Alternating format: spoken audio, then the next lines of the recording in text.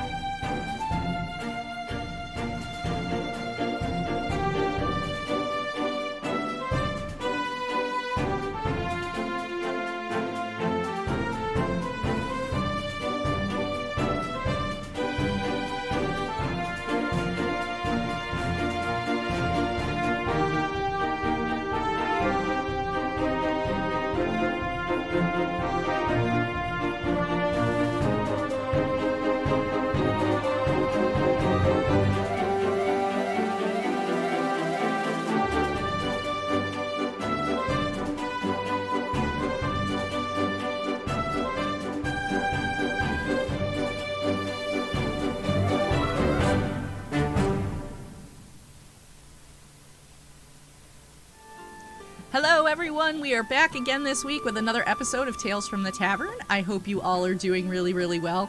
I have to play this for you guys. Unfortunately, you won't be able to hear it on Discord, but I have to play it for the chat. If you were here last week, you remember who our special guest was, and I got a behind-the-scenes recording from him, so here, I just have to play this for everybody in chat real quick. I'm Commander Shepard, and Tales from the Tavern is my favorite stream on Twitch. So I'm Commander Shepard. Oh, and sorry, Tales I didn't mean to play it again. We're Commander Shepard approved. So there Wow. you go. Yep. Yes, we got a recording of Mark Muir doing the Commander Shepard voice, saying that Tales from the Tavern is his favorite stream on Twitch. So awesome. that made my entire life, and now I can retire. But that's not what's happening here tonight. So what I would like to do is I'm going to go around, I'm going to have everybody introduce themselves, and then if you are a new viewer to the stream, we'll tell you a little bit about how this works, and then we will get going. So, Anna, let's start with you. Welcome. Hey there. Very happy to be here. I'm Anna, aka Archival Dust Bunny most places on the internet, queer and trans advocate, museum worker, and TTRPG streamer, podcaster. If any of that sounds interesting, you can find me on Twitter at Archival Dust Bun. You can find me streaming all over the place. Tuesday nights you can find me on Black Feather Guild playing a 5e Feywild campaign. Sunday nights I'm on Guild of the Phoenix playing Cyberpunk Red. You can also find me places like Valdrin's Twitch channel, Weave the Tale, TPK Roleplay, lots of other places like that. And then, of course, my podcast, Response Team Omnicron, which is a Lancer actual play podcast, following a PR team who unexpectedly finds themselves on the front lines in the No Room for a Wallflower adventure setting. We have roleplay-focused characters, narrative-first combat, a really unique take on the Lancer mechanics. And you can find us anywhere you find your podcast normally. Awesome. Well, thank you so much for coming and hanging out tonight. I'm excited to get the chance to chat with you. Our one returning guest that has been here multiple times, once or twice, Big Beaz, how are you? I'm great, thanks for asking. Yeah. That's it for me, thanks. You doing Bye. anything big these days? Hey everyone, Big Beaz here. I am doing lots. I'm not gonna go into the craziness because I'll be here for like 10 minutes. But all I do want to plug real quick. Well, you can follow me on Twitter at BigBeaz_, Twitch at Big_Beaz, or Saturdays on RF Chaos for our superhero game, Unremarkables. And starting mid-February, you can catch me on the One Shot Network with a whole bunch of super awesome people doing the Ironetta Reforged Bubble series. It's going to be Tuesdays from 9:30 to 11:30 a.m. Eastern. So it's going to be super fun. That's awesome. I know you always have a lot on your plate, so yeah, I'm always excited when it works out to have you on to hang out. Adrian, welcome. Tell us a little about yourself. Hi there, my name is Adrian Gibbons. I am the Dungeon Master and ringleader of sorts from the podcast Dice Carnival. We are a very silly group but we like to tell very intriguing stories. We have 2 campaigns going right now. A Electrovol campaign, which is our sort of main musical adventure noir steampunk. We got really great music for it. We got a lot of awesome collaborative artists who typically don't engage in the TTRPG sphere, and we offer a really unique experience there. We also have a Wild Beyond the Witchlight campaign we produce with another podcast called The Homebrew, and that is also worth checking out if you want to see us kind of see how we take a spin at a 5e module, because our style it's unique, it's very passionate, it's very flavorful, but we definitely like our shenanigans. Nice. But yeah, that's me. So go ahead and check us out. You can find us on Twitter. There's a link somewhere being dropped in the chat. Yep. You've heard to check us out, and I'm just happy to be here with all these wonderful people. Yeah, I'm excited to have you. I want to check out your Wild Beyond the Witchlight, but that's currently my home campaign, so so I can't because I don't want to spoil my game. But I will definitely be checking that out at some point in the future. Maybe once my game is over. But yeah. All right. Well, thank you. And Rob, tell us a little about you. Hi, everybody. My name is Rob Mulligan. I'm I guess a TTRPG person and comedian who you can find me a bunch of links in the chat were just dropped, but you can find me at most places at Mural Goblin. It's an anagram of my name, Rob Mulligan, and it felt like it fit. But I'm best known for being a member of a 7 year now long D&D 5e game called Adventure Incorporated. We've been running for a while. We're on our 2nd season. The first season lasted 5 years. You don't need to start from there. If you do, our audio quality is not as good. We are much better now. But if you want to jump into our new game, there's a lot of cool stuff happening, and it's really fun. We got really unique characters. We have a really deep world with like history and like deep lore and all these things, and we try to do some really cool role-playing moments and have some really like entertaining to listen to combat and all the things that people who like D&D podcasts listen to. So if you could listen to them, it would be great. That's my pitch for Adventure Inc. and myself, I guess. Awesome. And I'm happy to be here. Yeah, I'm happy to have you. It's always great to have new people on and get to learn all about you. And Ella, hello. Hello. I am Ella Harper. I'm known most places as the Geeky Seamstress. I'm on Twitter as Sewing Geekiness and Insta as _geeky_seamstress. I am what it says I am. I make everything from tote bags to cosplay. I like to do my own cosplay, and I do the rare commission for people. We have a website. The link will be below, but it's geargaming365.com. It's actually my company that I started with a bunch of friends, and so we do, when it's safe, public play events where we teach people how to play the game. We have Dungeons, Dragons, and Drinks that we do locally. We team up with local breweries, and people can just sit down and play, and it's fun. And we have our own game that we're streaming on our YouTube channel at geargaming365. We've been going through Undermountain for the last couple of years. So we're level 12. It's been some crazy adventures, and we've had a lot of fun, and we are still going. So you can check us out there too. That's awesome. I have looked at your website numerous times, and I'm always like, I need to buy that, and then I need to buy that, and then I need to buy that. Someday when I win the lottery, I'll buy all the things. But awesome. Well, thank you. I'm so glad to have all of you here. And we got into a conversation before the stream started, and so I said, well, I think we'll lead off with this one because it's a nice baseline question to start the evening off. But what is your favorite snack to bring to your table when you're playing a TTRPG? I always bring molasses cookies. It's my favorite, and I have made that the favorite of many of my friends at the table, so. I love molasses cookies. I'm a big fan of just anything crunchy and spicy. I love Takis, but like they're not the best food to have at the table because the red dust is everywhere. But it's still good.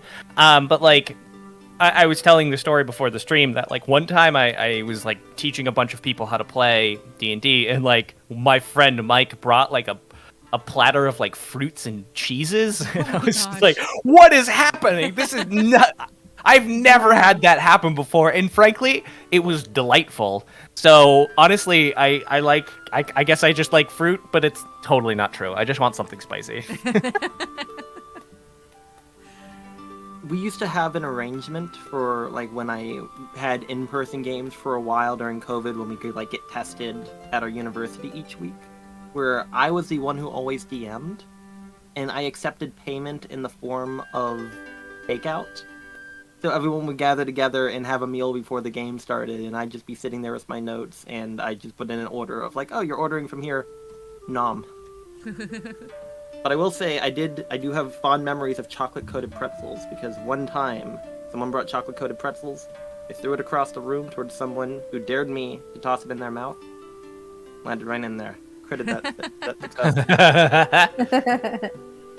Man, if I had to choose, I mean, the 100% accurate answer is yes. Any food I'm down for. Yeah. But like to be a little more specific, when I felt the moment hit me, I was inspired or whatnot. I have a homemade ham dip that I make, and it was amazing. And I would make that. It's just like this big old queso dip with a bunch of ham chunks in it, and just it's just the best dippable thing I've ever had in my life. So I had to learn how to make it, and yeah. So that obviously would like get destroyed before we started playing, because you want to be like,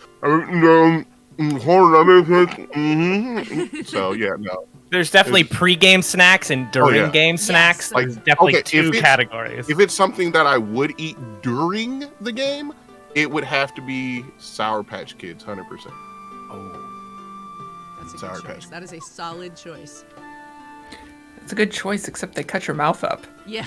And then the last half of the game, you're in misery. Worth I it. do love them though. Totally worth it. No, that's why D&D is a gauntlet. You put yourself through that, and if you make it through, you've earned that experience at the end of the night. You've earned level 3. Yeah. And the higher level you are, the more you have to eat. The DM doesn't tell you till you're halfway through your bag that tonight's all social intrigue. Mm-hmm. I'm gonna be talking all night. You should have seen when we hit level 20, that 19 to 20, I had to eat a bag of Sour Patch Kids and then wash it down with just lemon juice and salt. So, you know, I earned it. Wow. Yeah, I would say so. For me, whether it's in person or during breaks on stream, frozen Kitkats, frozen mini Kitkats. The best candy snack there is. I feel like when you gotta freeze Kit Kats. You have to. I just can't enjoy a warm Kit Kat or a room temperature Kit Kat. No. I've never had a frozen Kit Kat. You should. If you ever want Especially- to... I'm gonna try that, yeah. Especially if there are other flavors. Really good frozen. I haven't If you tried ever want to... that. Go ahead. Sorry. Sorry. I haven't tried that, but the frozen Charleston chews, those are good too. Oh, those are good. Speaking of different flavored Kit Kats, for Christmas I got a massive box of random Asian snacks, and one of them were strawberry Kit Kats. I never knew they existed until Christmas, and I bit into them and I was like, "Ooh, this is a little too strong for me." You know, I like strawberry and I like Kit Kat, but this combination I'm not too cool with all at once. But another thing I got was these little like cheesecake things, which are just like the they're like what are they called? Like Danishes, kind of. And I was like, time to do some experimenting. And I put one of the Kit Kats on top of that. So help me God, it tastes like cheesecake, strawberry cheesecake. I was like, oh yes, it is amazing. If you ever want to intimidate your players at the table, just take a Kit Kat, unwrap it, and then just bite it. Don't break it off. Just bite the whole thing. Just be like at an you're meeting the angle, bad too. guy. Yeah. At an angle, just. My kids. I don't know. Was it a critical hit? We'll find out. My kids I and think I actually had that discussion the other day, how monstrous that was. So, yeah. Chat's going, you don't eat it like that. I'll do what I want. I'm the DM right now.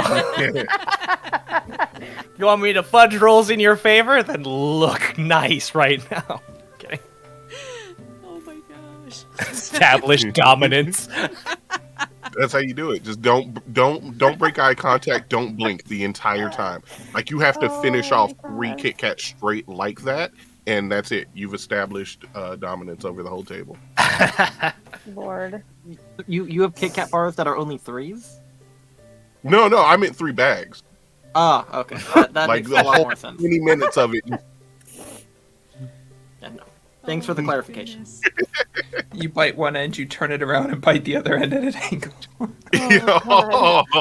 Or even like lengthwise. Like from the middle. So it's like What kind of one monsters are you? barely That's it. chipped, End one stream. barely We're chipped done. Kit Kat, Right. and then just 2 ends of a Kit Kat left. Yeah, Lincoln That's how you can tell somebody's a serial killer, or at least has the ability to be one. So now we have to put how people eat Kit Kats on like the alignment chart. Oh my god! Yeah, that's That's chaotic 100%. evil I right was gonna say there. that's chaotic evil right there. Yeah. Oh my god, that's hilarious. All right, so we got an actual question from chat.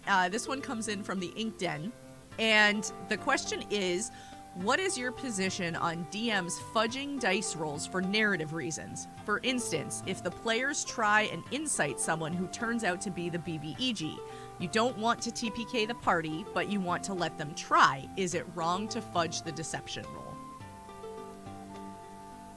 Nope. I don't know if that. No. I don't know if I would. If they got that right, I don't know if I would give them the information. Like, I'm cool with fudging rolls, but I wouldn't be like, insight check. You know he's the bad guy, and he knows know you're dead. Like, I would never make that jump in the first place. But like in general, I'm fine with it. Yeah, it would just be like, hey, you guys interrogate this random guy, Chad McSteventons, but all of a sudden he hits one of y'all and you go down, like you black out, and then he laughs maniacally and vanishes. Boom. Like, then they're just like, what the hell was that? That wasn't just a random guy. What the hell happened? Let's not chase him right now because he just knocked our barbarian square the hell out. So let's figure out what's going on here in prep. What party would not chase that immediately? I have never met a party that would not feel like, oh, that is some threat. It is clearly the marker we must chase. Sure. Like going towards that goal, but not like run out of the room and chase them. If that happens, that's a party that's not that I hope has plenty of backup characters, because you go after the BBEG like immediately at level 2. Cool. There's this crazy thing called death that you're gonna meet real. I mean, I like very rarely run like the official modules. Like, I very rarely run that. I will run like the Mines of Fendelver, because it's like a great, like, I don't know how to play D&D adventure, and I don't want to like it. That I'll run, but like beyond that, like it's always good when you are developing a villain to have them have an escape plan. Like, they can do Dimension Door. They figured out that you figured it out. Dimension Door by level 3 party. What are you going to do about it? And it's not that they're running in fear. It's just that, like, they can just be this ominous threat. And, like, as they go through the game, they can, like, you see the repercussions and stuff. And they can, like, figure out more and more. But, like, also follow the dice. Sometimes the harder choice is more fun for everybody too. I would say so. First of all, hot dibs to Lost Mine of Fendelver. I've ran a game like that that's turned into an ongoing Storm King's Thunder campaign. So yeah, It's a good intro. We are still using the old villains as like minor side characters that exist in the Forgotten Realms. It is awesome. That's but to cool. go back to the original question, I mean, if a tree falls in the forest and it's not animated, does it really make a sound? Now, not that I would ever be the type of DM who would fudge rolls, but I personally feel like, as the one running the game, as the game master, as a dungeon master, you have that authority to say, well, maybe you don't necessarily have to roll an insight. Maybe if you do want to run a mystery in bit and your players are reading into it more, you can give them incomplete information, you know? Are they lying? You could say, like, they definitely seem nervous. They definitely seem like they're holding something back. That could play to a greater deception. Maybe they seem sympathetic, perhaps. Maybe, you know, as I said, it's always up to you how you want to take the story. Maybe there is redemption. Maybe there is a chance where they're going to clock you on the head and they're going to be something that they encounter later. Truthfully, though, I really feel like, you know, if you don't always have to... If you don't think it's something they need to roll on, you don't have to let them roll on it. Like, you know... lot of ways. Maybe they're just so deceptive that no matter how high they roll, they're just gonna see that, and you just tell them you don't need to roll. Boom, problem solved. Permit meme. There's other ways too. You know, I rarely DM because anxiety disorder keeps me from keeping track of that much stuff. It's rough.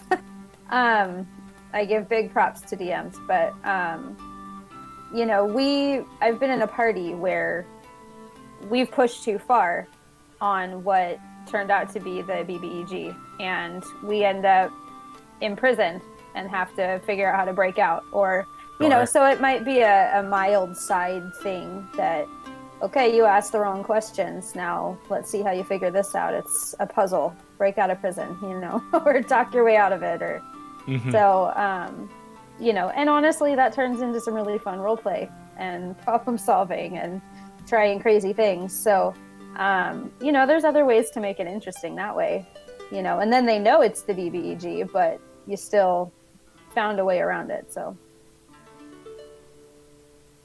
Yeah, a TPK should not result from like a single insight roll, I don't think, in general. I think it's just, that's why, like, I don't DM for Adventure Inc., but when I DM like home games, when they're like, I'd like to roll an insight check, and I ask for clarification as to what they're trying to get insight on. They're like, I don't trust this guy. Cool. What, like, go on, like, tell me more. And so that I can give them very specific information. And even if they do, like, kind of what you're saying, like, if they do get it, and they do get into that situation, death isn't, like, there's more options than just, like, your party's dead. So I agree.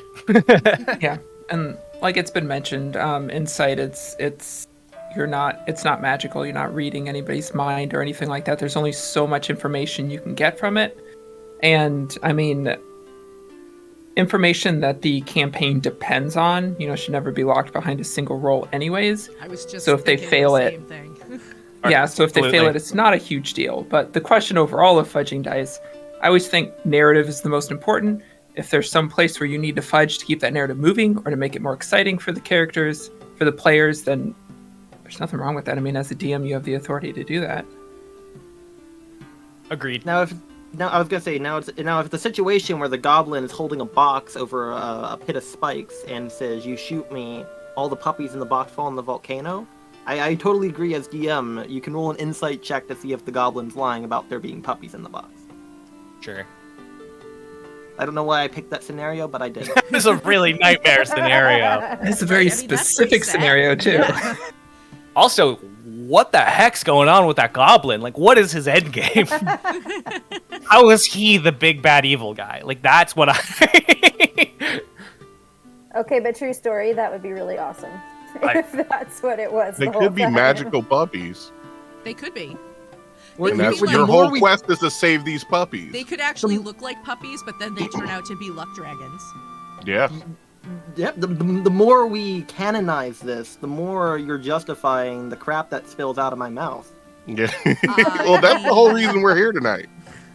Someone in chat just said, you went dark with that scenario. What happened with you and puppies? Who hurt you? Clearly a goblin. Oh my gosh. All right, let's see. So we're going to go back to snacks for just a second, but Keone the Dim in chat asked, if this question was not asked, what kind of drink do you drink while playing? Yes. Pretty much, yes. Coffee, tea, soda. I want to say beer, but not when I'm recording the podcast, because when I'm recording the podcast, I have to like be focused. So it's usually like water. But when I'm like home game, I don't care. Let's get some like weird craft brews. Let's talk about it, and that's it.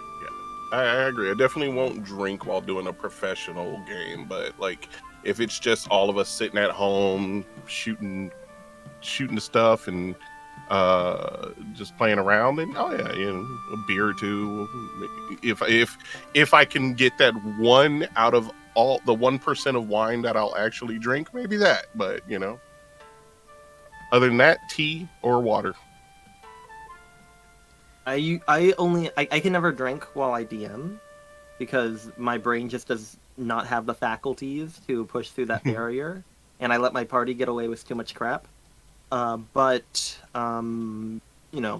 I usually only DM as a player. The problem is, being a forever DM, that almost never happens. So my go-to is the scalding throat juice that is tea. And my giant-ass thermos of water. Usually do seltzer water and water.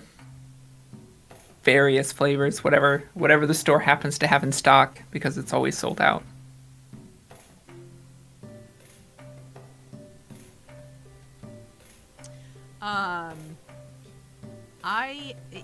For me, it really depends. Today, my drink of choice is a Glacier Cherry Gatorade, but usually I have water, tea, seltzer water, but usually something in that realm.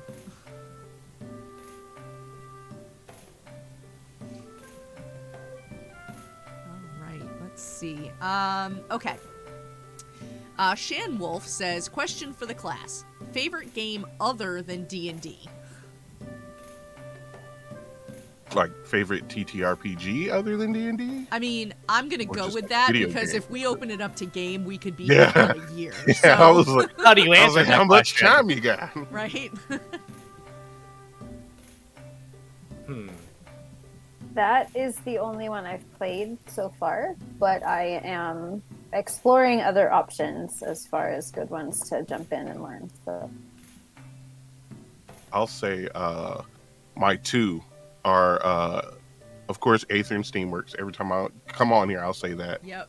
That is just such an amazing system. And one I played recently, not too recently, like a month or so ago. I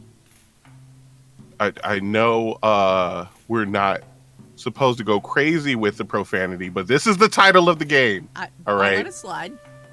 It is called Gunfucks, and it is a Borderlands TTRPG. Oh, that would make sense. Yes. Sure. And it is so fun. I love it. So those two are I would have to say those are great. I mean, Aether and Steamworks I like so much that I made my first one shot on that system. So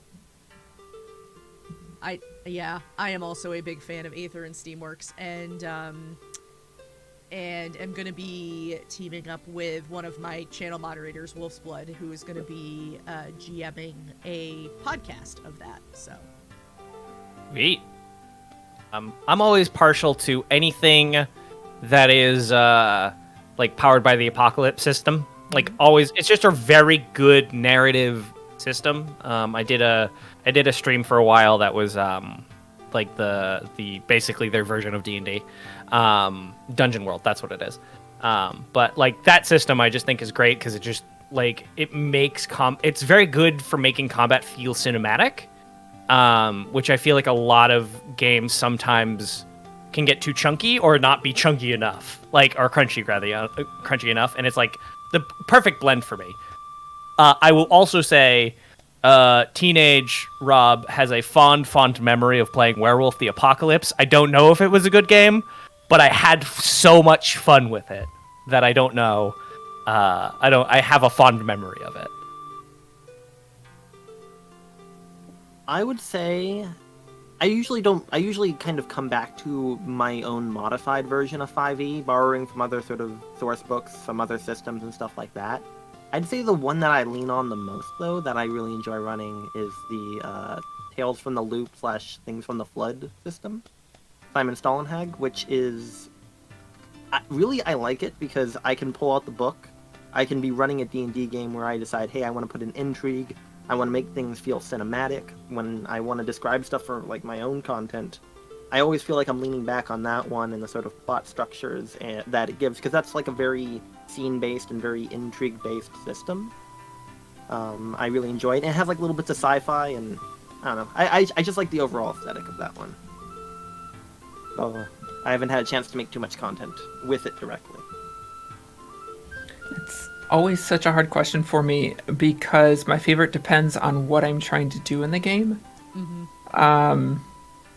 If it's a big long-term adventure game that's not D&D, Pathfinder I love going to.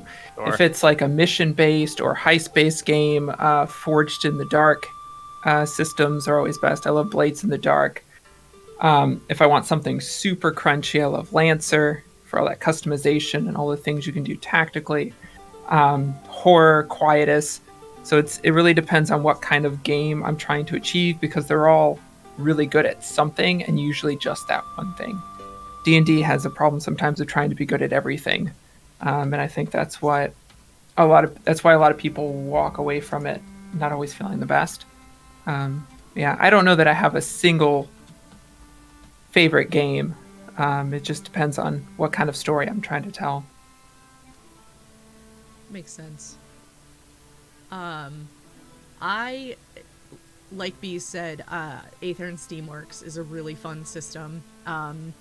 And I also really like the Quest RPG system. I've mentioned it on stream before, but it's a great, really low barrier to entry system that can really be adapted to a lot of different situations. And then I haven't played it myself, but I listened to a podcast of it, and so now I'm kind of interested in checking out Orbital Blues, which sounds really interesting. Your stats are I think based on what I've learned from listening to it, I haven't looked into the system itself too much, but it sounds like it's all done on based on a D6 roll, or several D6s, and you can earn things called blues, and I haven't quite heard how those work just yet, but I'm interested to learn a little more. It seems like a pretty unique system, so if you want to check that one out, that's Telluride. The podcast is called Telluride, so I like that one. Chat's going, Quest is freaking cool. I played it once. Yeah, I agree. It's a good one, and it's very easy to modify. It's like a D20, but your hit points are a set amount. If you're a caster, you have a set number of points that you can do. You can spend on different actions in the course of your turn, and then as the game plays, you can earn back some of those points based on things that you do. It almost functions like inspiration in D&D. So, it's neat. And the thing that's really awesome too is the system. You can buy it, which obviously is really great, but the creators literally put right in the book, we don't care how you got this system. If somebody photocopied it and gave it to you, great. We're just happy it's in your hands. So, it's a good one. I like that a lot. All right, let's see. Okay. Carbonity says, favorite house rule or most important rule at your table?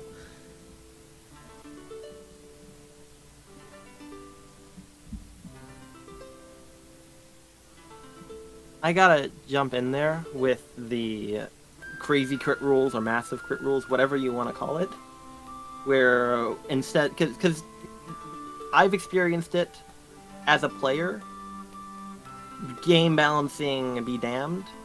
There's nothing more disappointing than getting a crit and rolling like a 1 and a 2 on your damage dice. Yeah.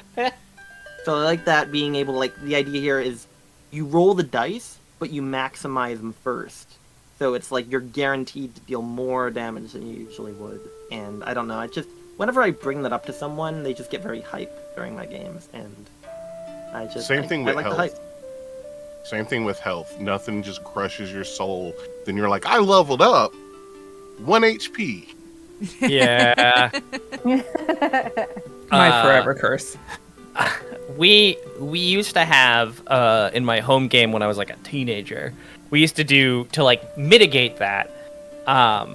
You would roll your like hit points, but the DM would also roll, but he would hide what he rolled, so you could roll, look at your dice, and be like, I'm gonna take your roll, and gamble. You're like, oh, I rolled a 5 on a d6. You're not gonna take his. It doesn't matter. But like, if you're a gambling person, I don't know, it could have rolled a 6.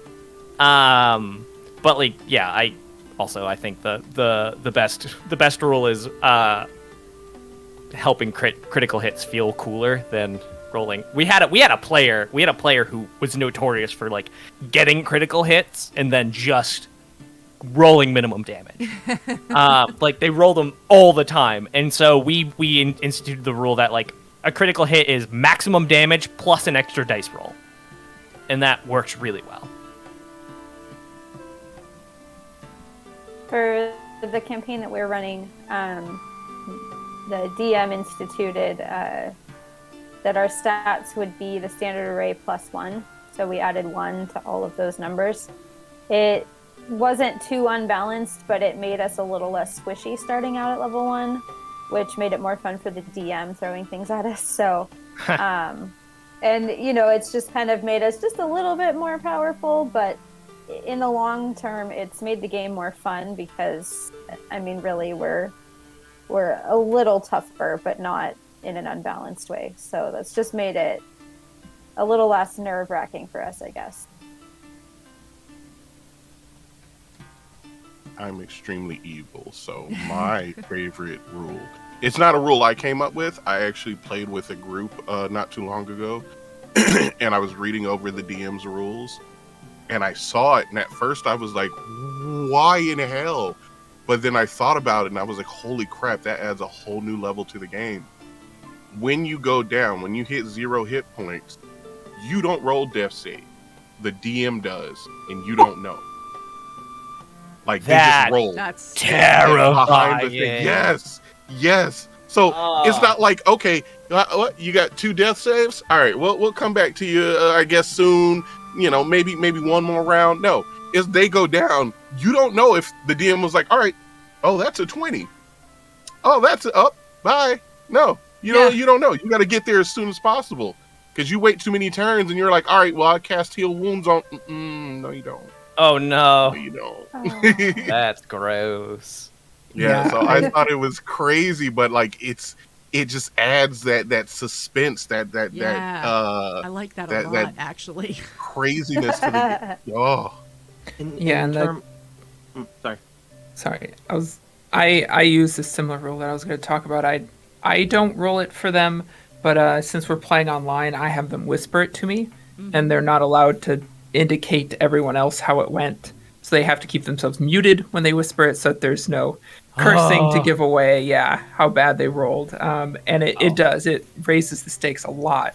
And we have had situations where somebody died because the party thought they had another turn to heal them. Oh no. We just had, this is a bit of a spoiler for my podcast, but deal with it. We just fought a tab. We just fought a big bad, and we had it was a multi-round combat.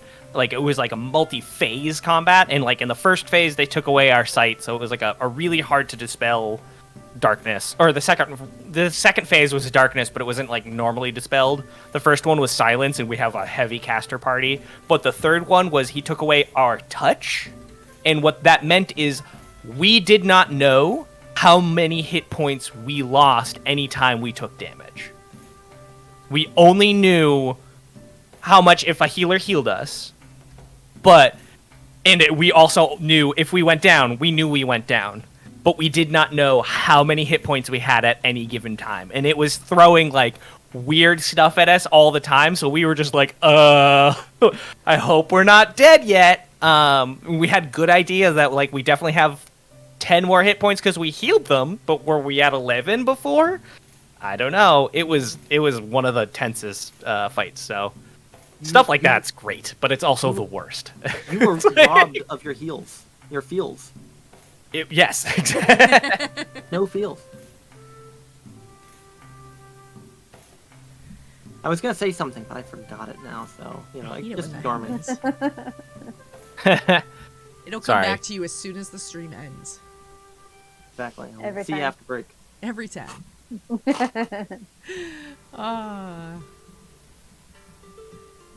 Okay. Let's see. 34th Gingerbread would like to know, has a campaign of yours ever changed genres?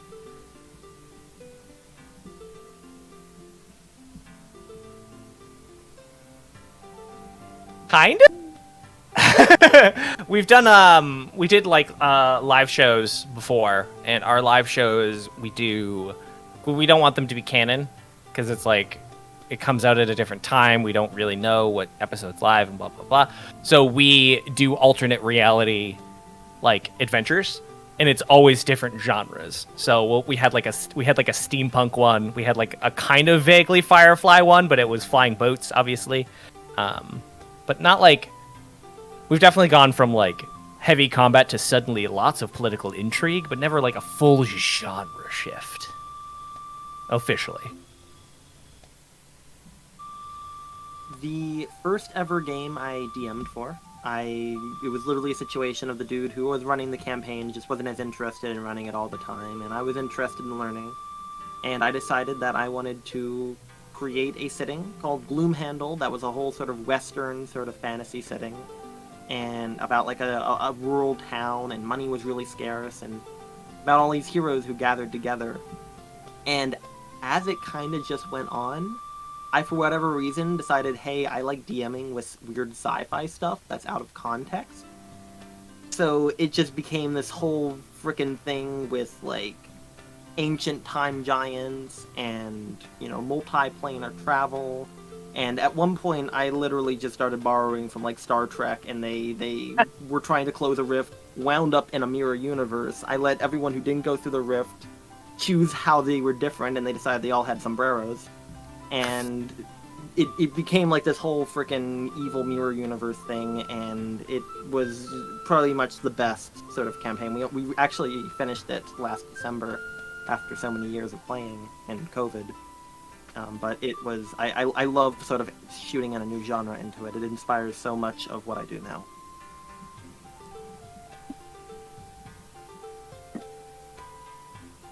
I haven't had a genre shift, but we might actually be facing a storyline shift in our campaign. We have the choice to keep going through Undermountain.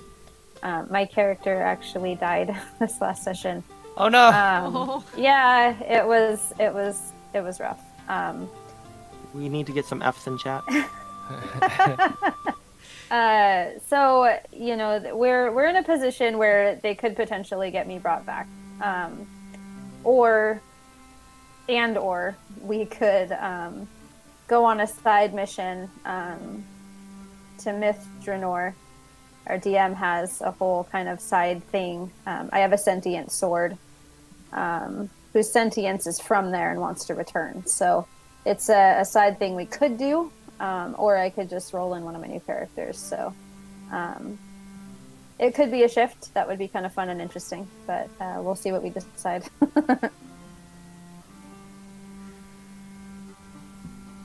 I've never had one change genres. Actually, I've never had one change genres or really anything like that, but I do know Waffles Maple Syrup channel, they were playing a Pathfinder game, and they didn't just change genres, they changed entire systems to do it. They went from playing Pathfinder to playing Starfinder.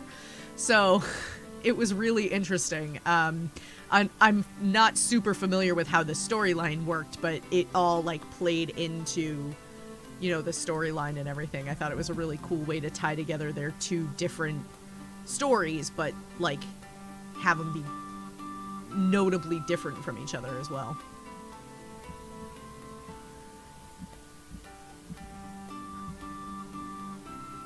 I'm kind of wondering, like, why someone would want to, like, do a genre change to begin with. Like, the reason why I was very interested in is I like chaos. I like, you know, taking something, putting in a new context. But I think that there's also sometimes a feeling of, like, we're doing this campaign, it feels fun, but it's lacking something. It's lacking an experience that this campaign isn't giving. And we don't really want to create a new campaign just to accommodate that feeling.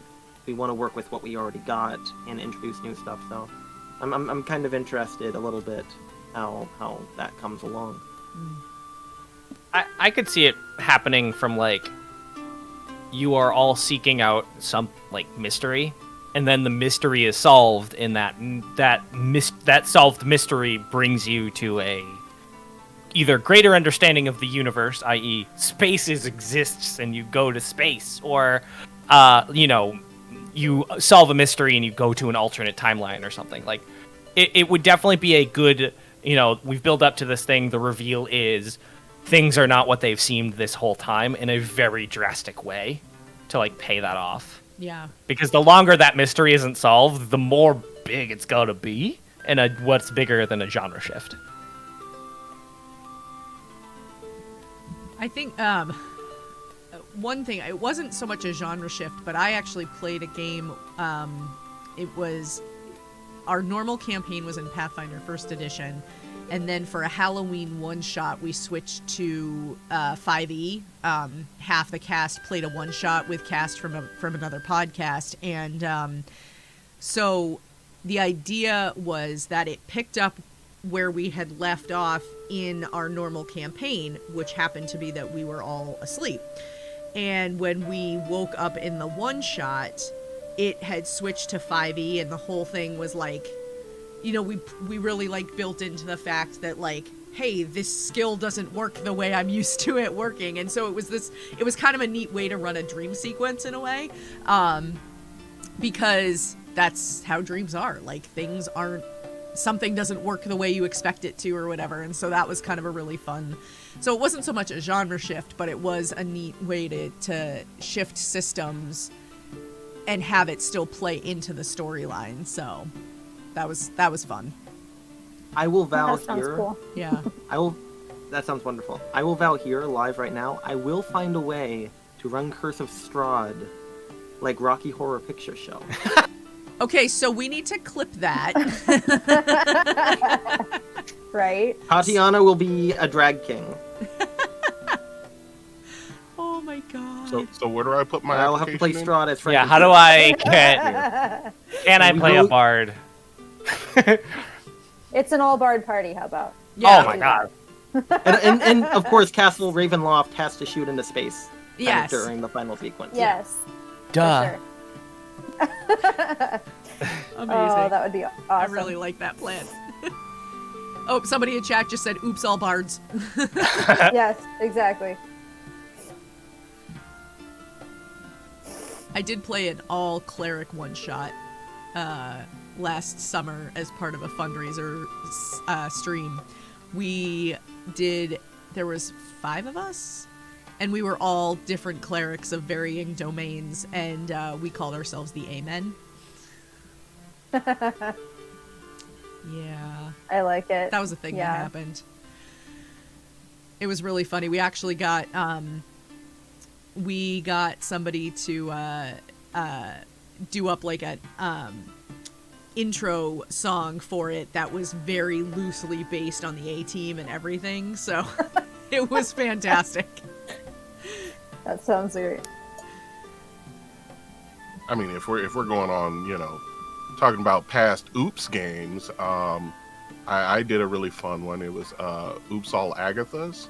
And we Oh, just I all remember you versions doing of that. Agathas. Yeah, I was Dadgatha, and it was all my powers were based around barbecuing. It was great. That's awesome. It was so much fun. Oh my god. That's terrific. That's amazing. All right, let's see. I think we can sneak in one more question before we go to a break. So, let's see. The Dimpire, hi Jim, I didn't even see you sneak in, would like to know, what is one piece of advice for a first-time DM or GM? Have fun. That's Don't stress.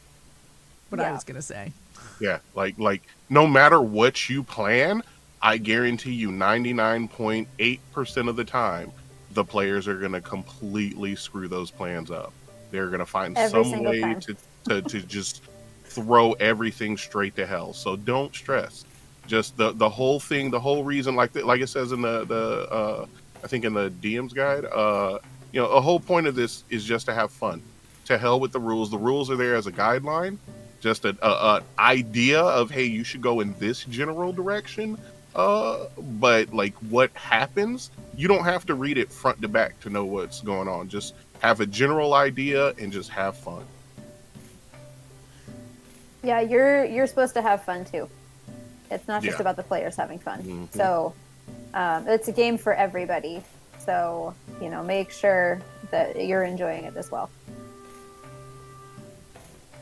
One piece of advice I got that was really helpful for me is I am a planner, and that is the worst DM. Don't be planning ever. Like having a guideline is better than having a full plan, and like a few backup random encounters in case like things go off the rails and you have something to throw in there. But like, if your idea is for your party to go into the forest where there's a dark evil tower that the bad guy is, and they say, let's check the hills, the tower can be there. It doesn't have to be where you drew it on the map initially. If it hasn't been established yet, it's anywhere. If you want, like, that's not like railroading your party. That's just building a story that they want to do. That's rewarding their choices. So, like, reward their choices with your story, is kind of the long way of saying that. And you do that by not being like, they're going to do this, and then they're going to do this, and then they're going to do this, because that's never going to happen. Never happens. Never going to happen. Yeah, both of those were what I was going to mention. So not to repeat it, have a name generator handy. Because this NPC that you come up with on the spot, they're going to ask their name. It's going to happen. Oh my god. The answer is Dave every time. And the thing is, like, going on that, there is no such thing as a just random NPC that nobody cares about. The most minuscule, like, random person that you're like, they're never even going to ask the name of, will become the party's most beloved and trusted ally, and they will die for that person. Just letting you know. Yep. It could be somebody that randomly farted in a bar one time and has nothing to do with the story. They will die for that person. It's They're so going to true. be in that box with the puppies. Yeah, exactly. They're going to become Yeah, the goblin. Yeah. And like, that's like, I come from a bit of like an improv background, and like, when stuff like that happens, it's a gift to you. If they're like, we love this person, make it something. It doesn't have to be, they'll want it to be important, and you can make it as important as you want. In our game, we were pushing our DM because it's funny to do that. And we were like, hey, random NPC, what's your name? He's like, I don't know, Clyde. And he's like, what's your last name? Harper. And then my friend Steph, who's on the podcast, was like, I love Clyde. Clyde is my crush. I want to marry him now. And like, eventually he became king and they got married. Like, after 5 years, we rewarded this one stupid choice into like huge plot lines of like huge importance. Like, I fully agree. Like, have a name generator, because you're going to be like, Mike? Mike Thompson. Because you don't want Mike Thompson to become the king. Like, you don't want, like, Steve Jones, King Jones, like, you... Oh. King. Yeah, my name's, like, oh my god, we had one that was, like, salad, like, one game I had was that, I don't recommend doing this. Our GM said, if ever there was, like, an NPC he didn't have the name for, he would, like, give it back to the players and be like, you tell me what their name is. Which was great, until we named someone, like, Salad, first name, Dressing, last name. Because then, that's canon now, so... Just cue that James Bourne clip, like, my god, he's salad dressing. Dressing was the mole all along! Natural defense, and only do this if you're, like, the only DM your players have access to. As a defense of whenever they try to engage with a random NPC, just make that NPC so annoying that they don't just want to deal with it. Just do, like, a deep turtle voice, or make it, like, a cankerous, like, old lady. That's also dangerous, though, because they might be like, he is annoying, and we can tell that the DM finds him annoying, so we love him. Yeah. I'm also don't like you have to derive that's joy a double. from it, too. That's a double. What is it? Double-edged sword. Double-edged sword. Thank you. Because don't do one with a voice that's just horrible for you. Because if you're like, oh, it's all right, and they're like, we're hanging out, they're a part of the party now. You have to forever anytime they decide to talk to this person now. Get some cough drops. Right? Yeah. Made a mistake. But Go is make it so yourself some bad? tea. Is it so bad if Say. you're deriving joy from your players' suffering? I mean, it could go the other way as well.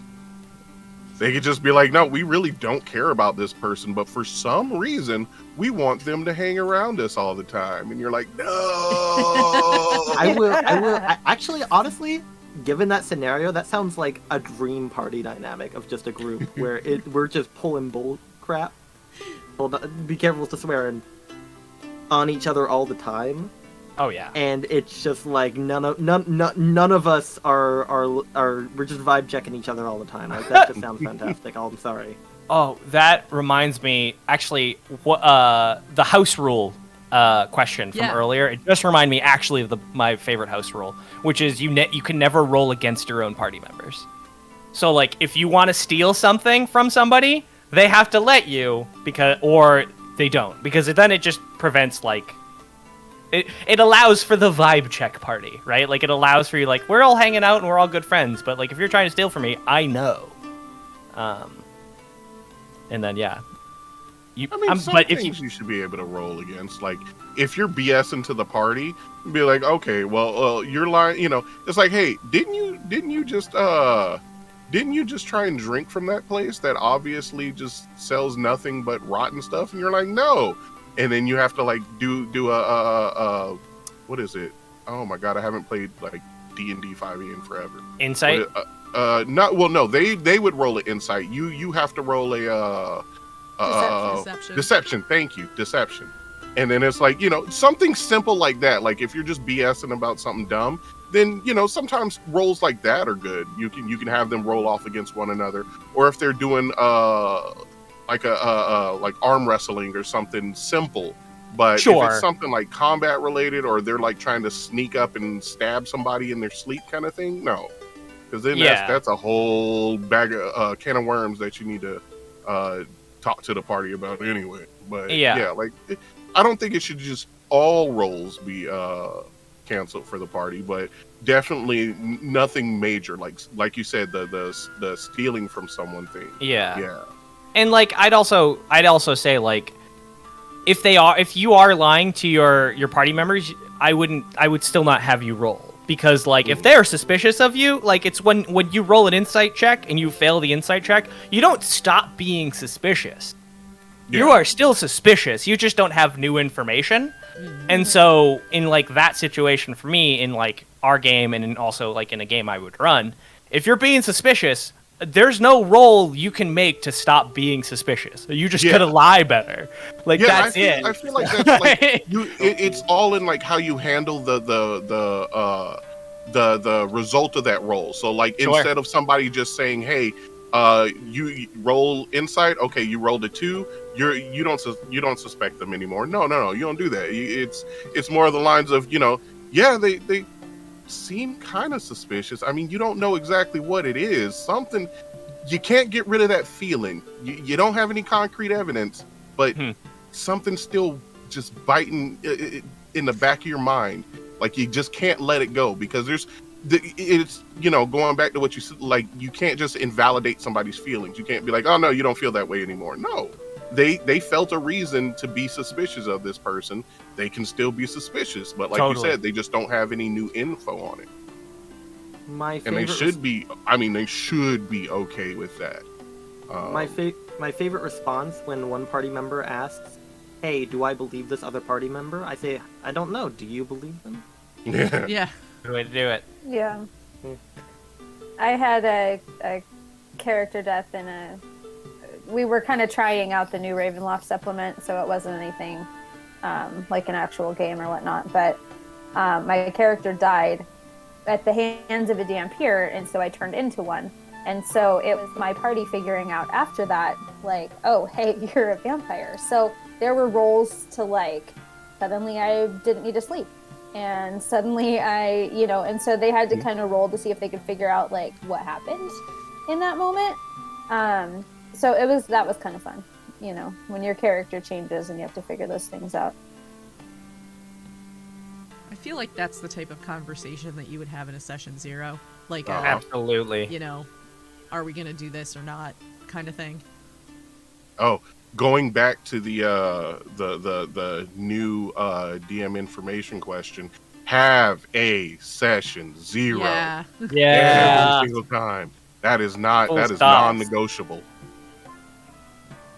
Yep. That's honestly, like, that's really the beginning of the fun. Like, when you are planning your characters together and, what you're telling to the story is going to be. And, so it really, for me, that's the one that gets me the most pumped to start this campaign, this journey. If you don't have that, it's just, I don't feel tied to the game, I guess, Yeah. And I think, too, where so many of us now are playing with online groups and, that sort of thing, that if you're meeting a group of people for the first time, or maybe you only know the person who invited you to the game or whatever, like, it's so important because it just will help you get to know people and, what their comfort level is with certain things and how, what's the joking like, what's the banter like between your social group and Sure. Things like that. Because in a session 0, that might be when you figure out, what, this is not the group for me. Or you might be like, what a oh, great this is time. awesome. Yeah.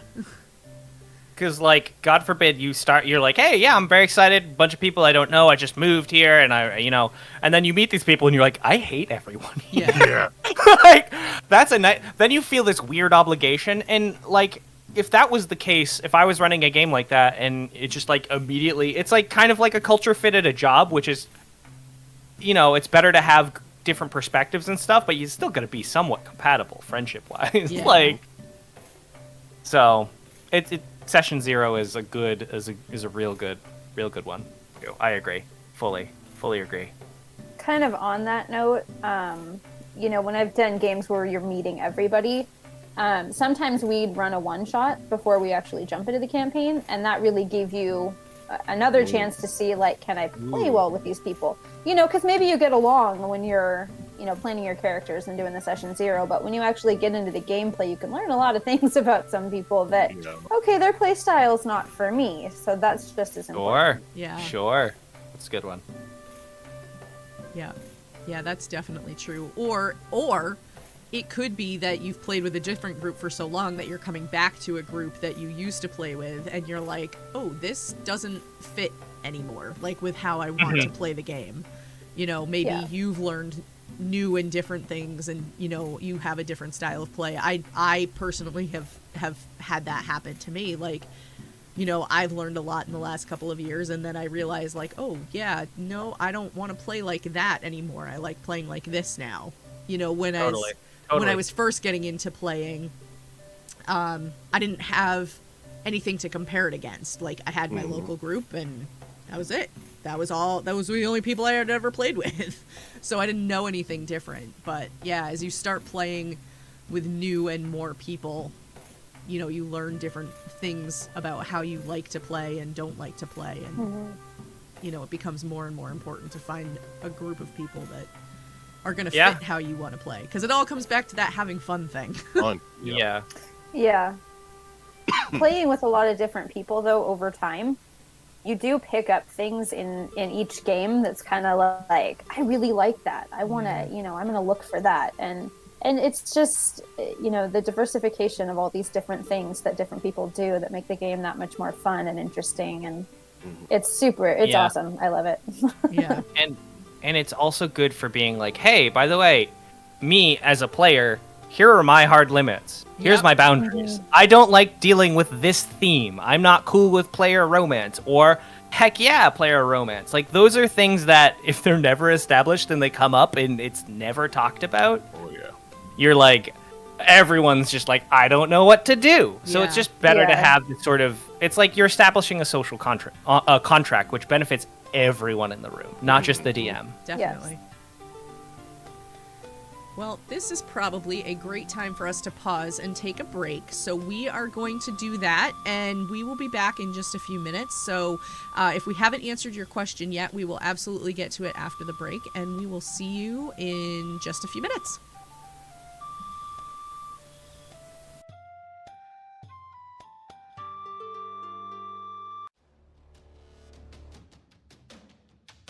Hi guys, I'm Matt, and I am half of Roleplay Chat. Roleplay Chat is a podcast and passion project from two game masters who can't stop talking about role-playing games. We talk about games like Dungeons & Dragons, Warhammer Fantasy Roleplay, the Fate core system, Call of Cthulhu, and many more.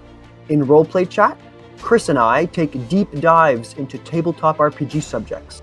We touch on topics ranging from something as simple as traps all the way to abstract concepts like pacing or engagement at your table. Chris and I take you through unscripted chats, showcasing our roleplay strategies, providing you with concrete tools in the aim of improving as a player or as a game master. Our bi-weekly show can be found wherever you podcast. Just look for Roleplay Chat. That's ROLE Play Chat. Hello, we are back from break. I hope you all had a good break as well. We are going to dive right back into some of the questions that we got. And so let's see, where did we leave off? We left off with... okay, here we go.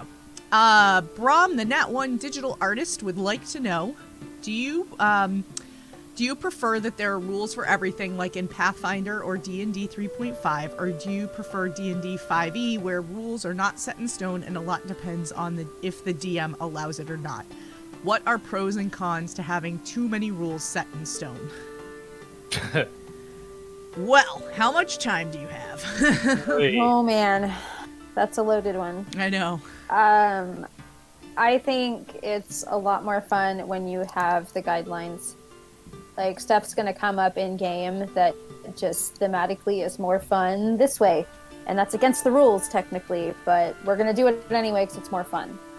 If the rules are making things less fun, then throw them out.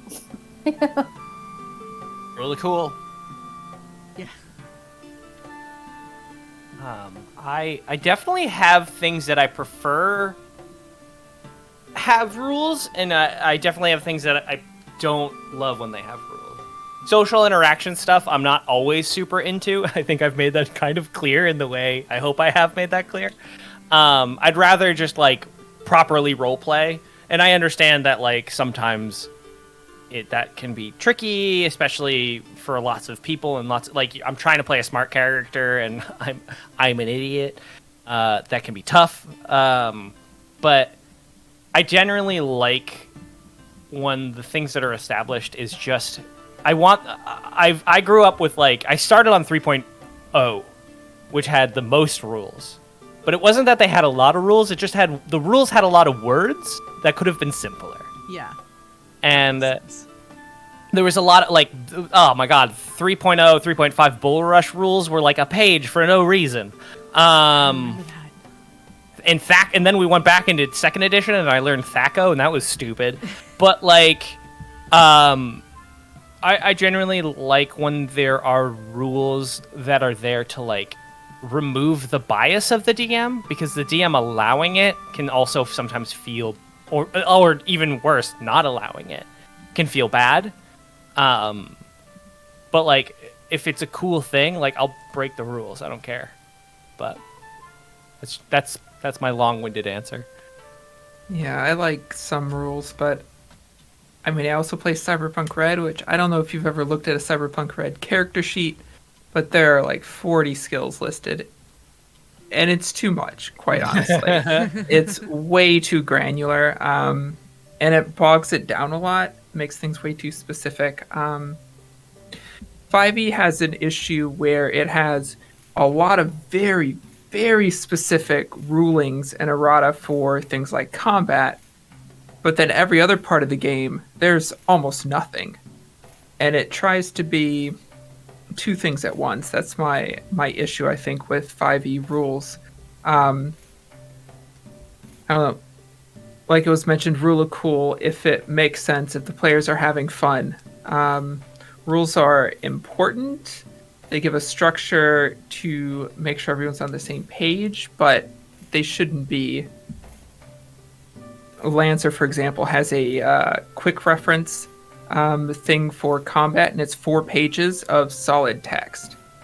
You know, there's no reason to have rules that specific. And it just ends up bogging everything down and takes away creativity, because you're trying to, anytime you try to be creative, you run into this rule or that exception or that errata, or this major developer of the game tweeting about it, and now that's how you're supposed to rule, and it gets lost all over the internet, and it becomes too much, and yeah, it stifles creativity.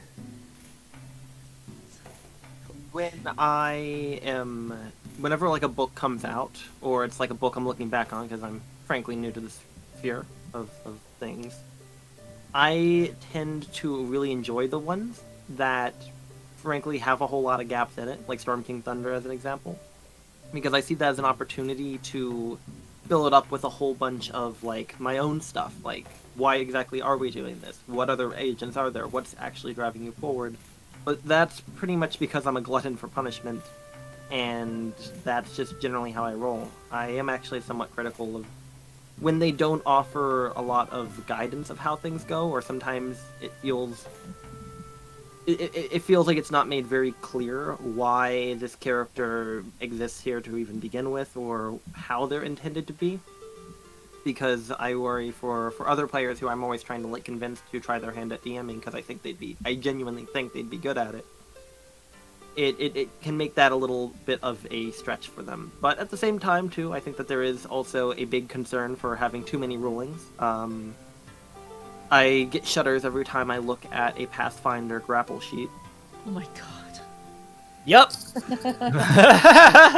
But ultimately, yeah, in my own games though, I tend to very much rely on the rule of cool and fun tangents we go on, as long as we bring it back to like a cool development in the story based on that stuff.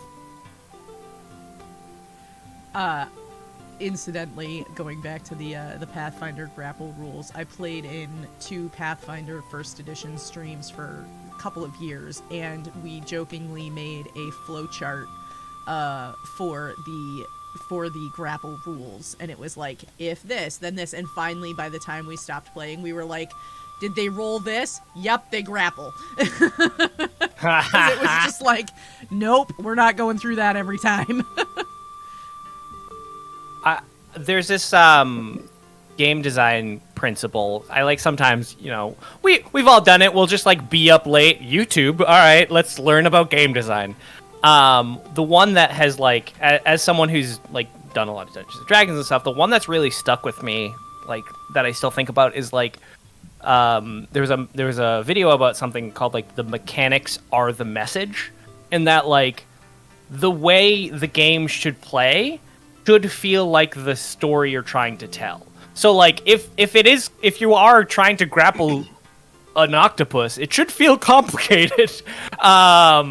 But if that's not like adding to the feel and the vibe of the gameplay, if the gameplay isn't enhancing the story or the story is holding back that, because like the problem that like Archival Despotty was saying is that like D&D tries to do too many things at once. And so what happens is like there's like a game and then there's like a story and then they feel like they're separate things.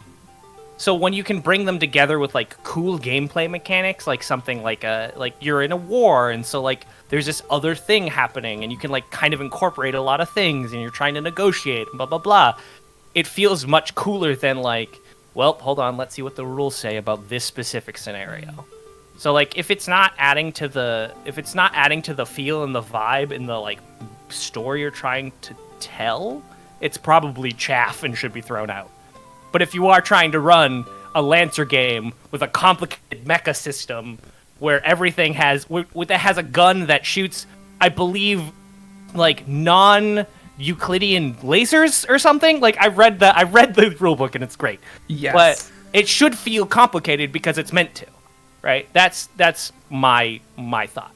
But if it just bogs down stuff, it's like get out of here. That gun has one of my favorite rules ever written in any system, though. It deals damage that can't be prevented, and in the core rules, it says that, or in the supplement that it's in, that no future rules, expansions, or narratives can ever change this feature. That's awesome. Because it's outside the laws of physics. But yeah, that's just a side point.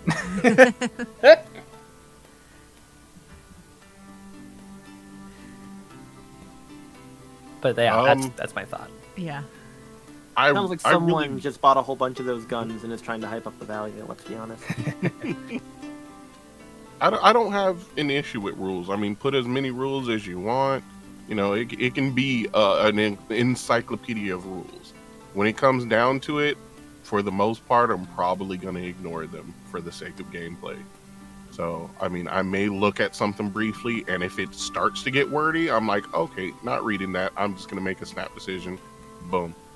So, I mean, I think it's better to have a bunch of rules just for people who rely on those, and then the people who don't can just ignore them, instead of just something that's like, hey, you can do things, just decide on them, because then those people that need structure, they're just like, I'm lost, I don't know what to do, and you know, it makes it unbearable for them. But yeah, I'm fine with it, because like I said, I will ignore them if I feel the need to.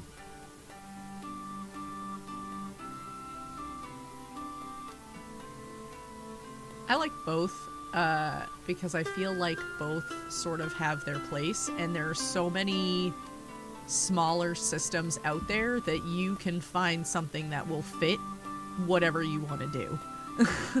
So I've played rules heavy and I've played rules light, and I like both for different reasons. I don't think I keep coming back to this thought. My ex-husband was a teacher, and there was a kid that was in one of his classes where the question was always, which one is better, this or this? You know, it was for everything. Didn't matter what it was. Which is better, trombone or trumpet? Well, they're both great for different reasons, you know? And I feel like this is very much the same kind of thing. Like, I think both are great for different reasons. And I do think a weakness of D&D is that, like, some people will see, like, oh, people who optimize their characters are not playing to the spirit of the rules. Yeah. But then there's also other people who are like, but I want to win against the bad guy. Why would I make my character worse? And there's this, like, kind of... There's not often a lot of, like, well, both are good for different reasons. Yeah. And then it leads to, like, the third way of being like, well, throw it away! Because who cares? Which can and cannot be good, too. But, like, all of those ways are correct. Whatever you derive joy from, as long as you aren't taking it from other people, do your thing. There you go. It's as simple as that. That's the best rule. Have fun. Yep. Or else. Yeah. And if you aren't experiencing joy, if it's a situation where you feel like I want to play to the spirit of the game, but I consistently feel bad because this person next to me is always optimizing their character build and succeeding at way more things than me, then don't try to hold resentment towards them. They're playing the game in a way that's fun for them, and if you're having other feelings about that, talk to your DM, see if there's something that you can do about playing it a way that you think might be a bit better for you. Yeah, totally. And sometimes, too, stuff like that just comes about from having a conversation because you may have an idea for something that nobody else at the table had considered before. Because you might say, like, hey, what if we did this for... I can't come up with an example right now, but, you know, what if we did this instead of that? Or we reworded the rule, you know, as an and instead of an or something like that. You know, sometimes just a minor change to the rule can make it that much more enjoyable for everybody. Mm-hmm. Totally. And, like, some people optimize their characters to be strong. Some people optimize their backstory. Yeah. Right? Like, we have all had the 3-page backstory that you're like, man, I gotta read this. Yeah. Like, there's a lot of characters in this. So. I've made the character that's really smart and a good fighter, but is the clumsiest person. I made dexterity my dumb stat. So. Whoops. But I did it on purpose because it was hilarious. I was Sure. tripping over things or dropping things all the time, or you know. So. Combat starts and I'm over here like, what? Not every DM needs to go through it, but one of the things I really like doing whenever I'm building a new party and bringing people on board is I like to kind of sit down with each of them, whether it's through group chat or a Zoom call, and figure out who this person is and really what sort of game they want to play. Because sometimes it feels like there's like sub-games, I guess. Kind of not to get too probabilistic about it, but sometimes there's like sub-games that exist in there. Sometimes the rogue goes off and they really want to feel like they can be that independent person from time to time. And then, you know, you gotta think, how are you gonna balance that with everyone else? Sometimes you might have someone who's, hey, where they get joy is being able to, maybe not so much power build, but do all these sort of crazy turns in combat that, you know, makes them feel really bouncy or feel like they're, you know, they're playing like some cool synergistic support build that is built into a class that's not usually a support build. Mm-hmm. I try to like find out what each of my players kind of want, and then it kind of becomes a social contract of everyone making sure that when it's that player's turn to be that person, to have that sort of little game in there, that everyone in there can kind of be ready to shift gears and enjoy how that person enjoys the game. That's just some of my favorite stuff. Obviously, I'm a glutton for punishment. Not recommending any DM put themselves through that level of planning and commitment, but I personally enjoy it for my own stuff. Chat is going, 3-page backstories? Those are rookie numbers. Yeah. Oh, Yeah, goodness. I don't mind how long players do their backstories, but I always request that they give me a bulleted summary and a separate NPC list as well, just so that I don't have to go through 5 pages to find whatever specific person I'm supposed to pick out of it. Yeah. Oh, that's a great idea. We did a thing where it was like, give me 3 important characters to you and 2 locations in the world. And that was like who are these characters? Why are they important? And then like, give me 2 locations that exist, and that's it. If you want to write a backstory, I will read it. But like, these are the important people that I need to know, and that can be like a good way to honor what they want to write and what they're feeling creatively, and also being like, logistically, I have to know who's important. Yeah. Like, Yeah, if you want to have, you know, any sort of, excuse me, side quest or something like that. mm-hmm.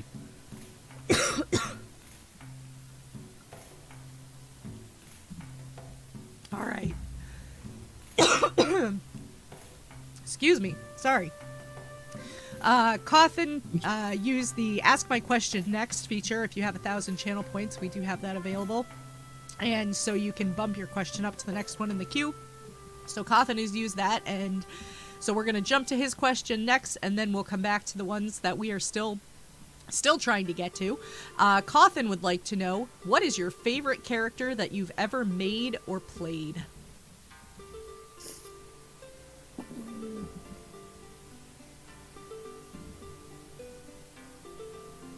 That's like a big question. That's like asking, like, who's your favorite child? Oh, I mean, I can answer that one easily. I mean, Oh. no. Oh, go ahead. Go ahead. No, you're fine. Go ahead. Oh no, I was gonna say, if I had to answer that, it would be a two-way tie. It would be. Oh wait, no. Oh God. No, this is terrible. I don't like Tough this one, game. man. It's really hard. Yeah. Oh my God. My favorite, I think, was... I am a huge fan of Kubo and the Two Strings. It's one of my favorite movies. It was brilliantly done. I absolutely loved it.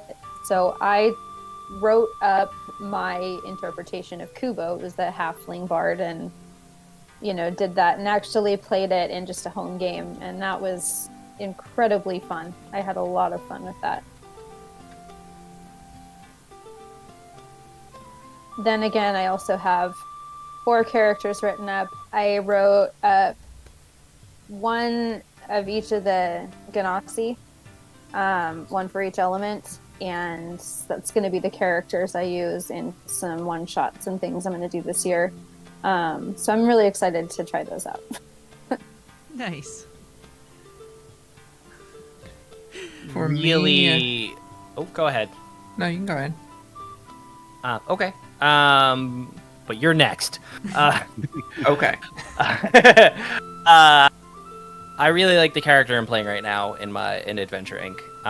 The character I played previously, we were like, let's make D&D characters, and we'll record it, and it will become a podcast, and like no one will listen to it, and then we'll just like quit, like every D&D game.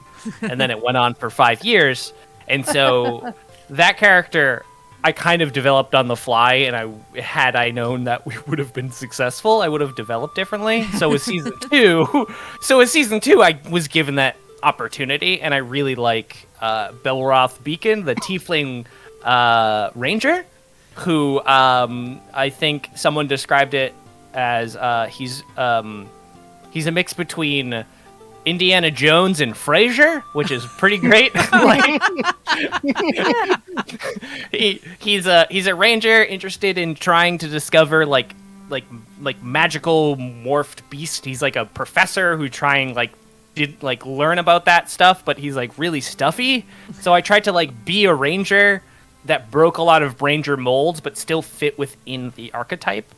And basically Indiana Jones plus being Frasier has been a lot of fun, because he's definitely hits hard, very, very competent, but tries very hard to be smart, and he tries to outsmart other people, but he's kind of not, that's not his strong suit, but he will never admit that. So Belroth is I really am very happy with how he turned out. So. He sounds fantastic. AdventureInc.com, AdventureIncPod.com. We're also on every podcatcher. That's my plug. Okay, There that's you it. go. For me, I'm going to answer with 2. The character that has stuck with me the most, that I keep finding myself thinking back to, and then the character that I think that has been my favorite. So the character that has stuck with me the most was my Grave Cleric, Mara. She's the only evil character I've ever played, and she didn't start off that way. But over the course of 12 or 14 level campaign, she went from being a cleric of the Raven Queen to being a trickery cleric of Asmodeus to being finally at the end a light cleric of Lathander, and she followed this whole arc of, because of her resentment for being chosen by the Raven Queen, this arc into being a cleric of Asmodeus, and this descent into not like cartoony evil, but kind of ambivalent evil, and then at the end kind of finding her way back, and explored a lot of themes about how people who are not bad people just end up kind of on that track, and she's one that I always think back to. But I think my favorite character to play was Q, who was my Eladrin dancer. She was a dancer. She was a performer when she started adventuring with the party, just their first story, to see all the towns they were going to and all that. But mechanically, she was a swashbuckler. So she would spin and dance in and out of battle using the fancy footwork mechanic. And over the course of this adventure, she went from being just their first story to eventually multi-classing into fighter and becoming kind of like the party's protector, doing battle master maneuvers to spin in and move people out of the way and move back out of battle and stuff like that. Became kind of this rescue unit protector. And I had a lot of fun kind of reflavoring the classic swashbuckler mechanics into just a dancer who wasn't a bard. It was a lot of fun. That's cool. The first character I fell in love with, first time I played like in a proper in-person campaign, not trying to make it work at Adventure League, like actual group who wants me to be part of. I played in, it was a UA at the time, the Invention Wizard, and I freaking loved her just as like a personality. It's anti-establishment wizard, more so just wanting to have fun. Big old afro that like whenever she'd use her lightning magic would suddenly unpop all the braids, and it was just a good time playing her. But lately, the character I've been playing in a home game that I really, really have been enjoying has been a plasmoid. Not a humanoid plasmoid, more of a Yaphet from the Orville plasmoid, who is a fighter and a bard. So I get to have my electric lute and my sunblade. I don't know if those are showing up in frame. And I've got dog balancing on my knee. Spock. Oh, he's going for the biscuit I had on my desk. A lot going on. I have a lot going on. I've got like so many things balanced on me right now to frame. And anyway, I've just been enjoying him because he is I just like being Goopy Boy. I just like being a dude who is made out of goo. And there's nothing weird or, creepy about it. Just he's a dude who is out there, who's going through space doing fantasy adventure, who is a disgraced knight, whose order basically fell out of favor, and he tries to believe in the virtues and goes through that whole sort of rebuilding and finding true purpose in the cosmos, while just being a blob of goo with a mouth on it. I don't know, something about that just makes me feel good. I also just like, because he's always chaotic, he always has such a high armor class when he starts using his battle maneuvers and blade flourishes, because multi-class. I just like to imagine how annoying it would be to fight a blob who's just like swinging with like 3 blades a turn. I don't know, something just fun about that. So it was explicitly put in chat that I couldn't say my character Edabrix, so I'm not gonna say my character Edabrix, even though she's definitely one of my favorites. She was a halfling rogue in a Pathfinder 1E campaign, but she multi-classed a couple of times. So she was actually a rogue fighter ranger. And she was pretty badass. So I'm gonna go with a character that I played. I didn't play her very long, but it was a streamed game that I ultimately ended up having to back out of because of scheduling issues on my end. But I loved that character. It was a Savage Worlds World of Darkness crossover game. So we were using the World of Darkness lore, but the Savage Worlds rule set. And her name was Claudia, and she was a werewolf. And my God, she was such a bitch. And I loved her. Which, for anybody who knows me, like, I don't play characters like that very often. And she wasn't evil by any means, but she just was, like, I don't know why I'm here. I don't know what you guys want from me. Like, you know, and just, you know, that like feeling of a long day on a Monday and like one more thing is just gonna make you snap, and like that was her attitude all the time. And oh, she was just it was great because the stream was Monday nights, and so I had just gotten home from like a super long day at work. I was commuting an hour each way, raced through making dinner, and so like that was the mindset that I was typically in by the time I hit the time for the stream. So it was great. Like I was able to kind of channel all of my daily frustration into her, and then I was like, all right, that was very cathartic. I feel better now, and I can move on with the rest of my week. But she was a lot of fun, you know, and it was nice too because she was so just all around, like, one, she was a werewolf. I've never played a werewolf before, but like she just was everything that I don't normally play in a character, and I would love to resurrect her somewhere at some point. On that character that you don't typically play, I played that kind of bard once, and I'm ace, so that was it was stepping way out of my comfort zone, but I'm like, screw it, I just want to do this once, you know? Yeah. Play the typical bard. So it was the College of Rakdos, so she was like super chaotic, but you know, we did the session 0 boundaries and established everything, but I was like, I'm gonna let you know, like, she's gonna flirt with everybody, she's gonna, you know.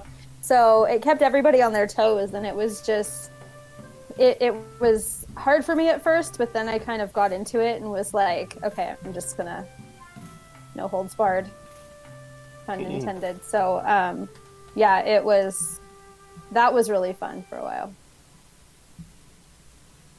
All right. I, over painstaking deliberation, have narrowed it down to one of them being a big elderly turtle man whose name is Finnegan. He is this is on the Aether and Steamworks system, so he's what's called a brewster, which they just make potions and concoctions all the time from the weirdest of things. And he was the easiest way to explain him, he was a batshit old man who just didn't know where he was or what he was doing 90% of the time, and he did more damage than help, but he was so much fun to play. Like, the first time I played him, we got into a fight and I ended up as like a giant cousin with claws and tusks and a tentacle coming out of my chest because of all the random potions I was throwing at people. And I hit one of our teammates with a potion trying to heal him, and he ended up speaking slang and jive for like 24 hours. And it was just chaos incarnate, and I love it. Oh, God. Oh, wow. man. So that one, I love him to death. And then another one, I would have to say, to also channel my inner, but see, second place is tied between two, because one side is for like dramatic fulfillment and the other side is also chaotic fulfillment. So the like dramatic one is the poor little bean that I play now on the Unremarkables on Saturdays. He's we're doing the mask system, and so he's a Nova, so extremely powerful, but just the saddest, most nervous thing ever to exist. And it's just like, poor Rob, anytime he tries to give us a beach day or shopping day, it just turns into Drama City and just like all the feels. So I love playing him. But then my other one would be from that Borderlands one shot, because I was just a meathead. I pretty much played a psycho. But he was just good-ish. But yeah, it was just, I ran into stuff and just blew people up, and it was so much fun. As someone whose go-to torture my players NPC is an old turtle man. I have so much respect for you right now. You gotta like set them up on like a play date. Oh, if you wish. All of a sudden, you're just gonna be like, "Oh, hey, how you doing?" Yeah. Oh, hello there. How are you doing? You want to blow some stuff up? Oh, that's gonna be great, especially the voice difference. Yeah, let's blow it up. Let's go. We gotta do it. We gotta ship it. I'm down. That poor GM. Whatever happened, just like, don't write anything down. You're improvising tonight, baby. Let's go. To be fair, most of the time that is my only rule in session 0 is just don't write things when I'm playing because I'm not gonna go buy them.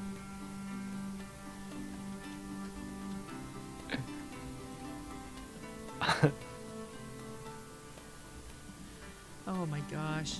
I love some of the stories that people have about their characters. I think they're super fun. And then I'm like, man, I want to watch all the streams and listen to all the podcasts, and It's hard. It's so hard. you can't. It was funny. I was giving the cast of Telluride crap on Facebook, not Facebook, on Twitter the other day because they recently released a couple of 2-hour-long episodes, and most of the episodes that come out from that group have been 1 hour. And I was like, guys, you totally wreaked havoc on my listening schedule. Like, you have no idea how messed up I am now. It's so like, it's such a bummer to like, as someone who finds themselves like going through phases of like creating a bunch of stuff and then being like, wow, I'm burnt out. I gotta do nothing right now. It's such a bummer to like meet other creative people and be like, oh man, your podcast, your stream seems really cool, but I'm tired and I like you. And I want to see. I like you. I'll support you. I'll retweet you. I'll do whatever. But like, I don't know if I have the bandwidth to know. Like, I know your story's super intricate. I still gotta get caught up on like 4 seasons ago of TV. Like, I don't have this. It bums me out because like there are so many cool creative things right now when like if you ever go to like a convention or you ever like just do one of these things and you meet all these lovely people who are making cool stuff all the time, you're like, now I have like more. Like, I can't have this many friends. No. Yeah. I mean, stop being my friends, people. Why do you like me so much? Yeah. Get away from me. I'm busy. Like, I feel you on that one. Sorry.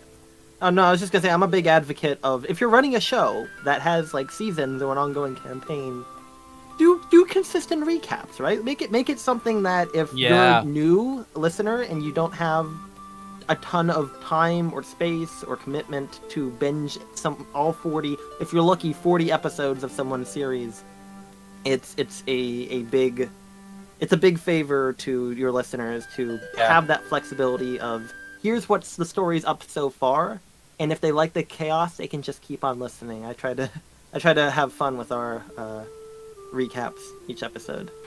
We do like yearly ones, which maybe we should do them more frequently. Because our first campaign was 5 years. That means there were at least 3 to 4 there was 3 recaps. 4 recaps? I don't know. It's fine. It's funny because I listen to a couple of podcasts where they'll do that like halfway through the season. They'll do a recap episode. So they're like, okay, if you're brand new, you can start here and dive right in.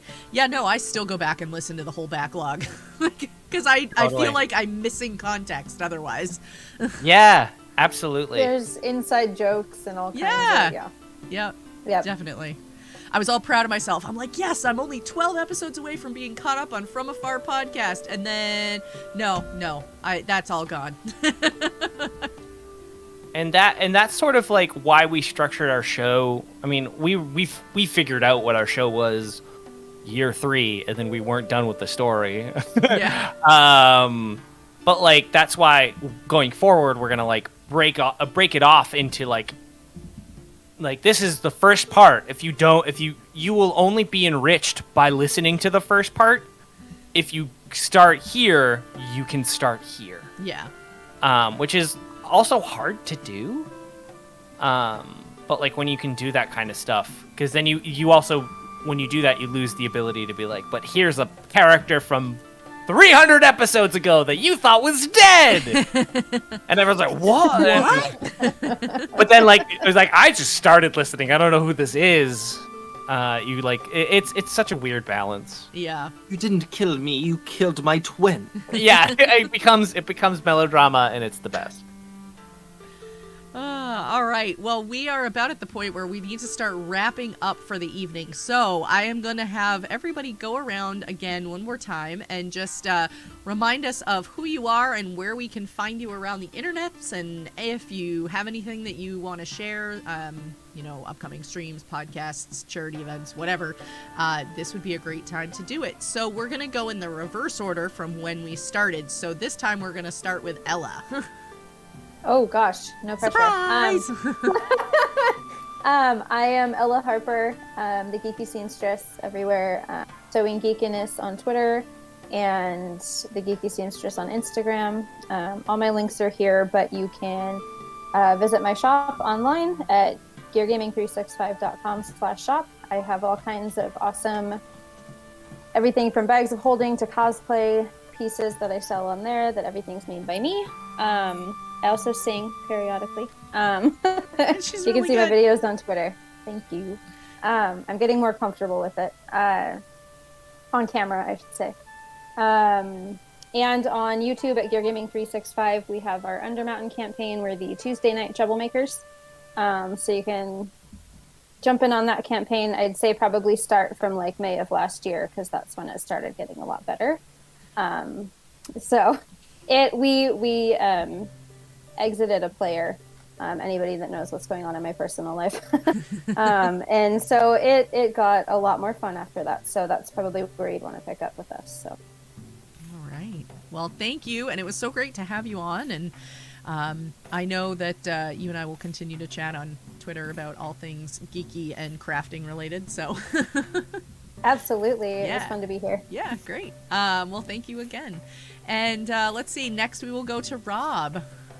Hey, my name is still Rob Mulligan. You can find me on most social medias at Mural Goblin. I've been making stupid TikToks, and I make dumb jokes on Twitter. But if you could follow my podcast, Adventure Inc., that would be awesome. We're on most podcatchers. Anywhere you listen to podcasts, that's probably where we are. We're in the very beginning stages of our second campaign. Great place to start would be like with one of those intro episodes. I also, we have a website, adventureincpod.com. And also we like every third Thursday, or as we call it, Thursday, we do a live stream where we get to be like kind of goofy and called Tavern Night, where we will usually have our adventurers go to the tavern and have a night of drinking and debauchery. And usually there's a guest there. Last month we had Katie Osaurus, who is a lovely, lovely individual. And we've had all sorts of rando people on there, and who knows who will be on there in the future. I certainly don't, even though I am in charge of that. So, Oh, I feel that. right? So check us out, adventureincpod.com or Adventure Incorporated on any podcatcher that you like. All right. That's me. Well, Rob, thanks so much for coming to hang out tonight. It was great to get to know you a little bit. Yeah, thanks for having me so much. Yeah, my pleasure. All right, let's move over to Adrian. Thank you so much, Luna.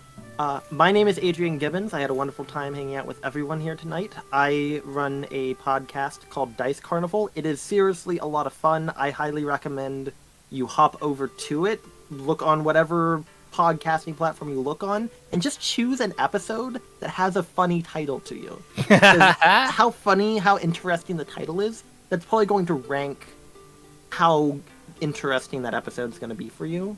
So that's going to be the best way to go it. But no, it's a ton of fun. We got our Electroval series, so that's great if you like intermediate villains who are like tabloid media kingpins. And we've got Jack Rambeau, who's like a mortician necromancer who creates the skeletal labor force that keeps the sewers clean and stuff like that, who people donate their bodies to in exchange for a party at the end of life.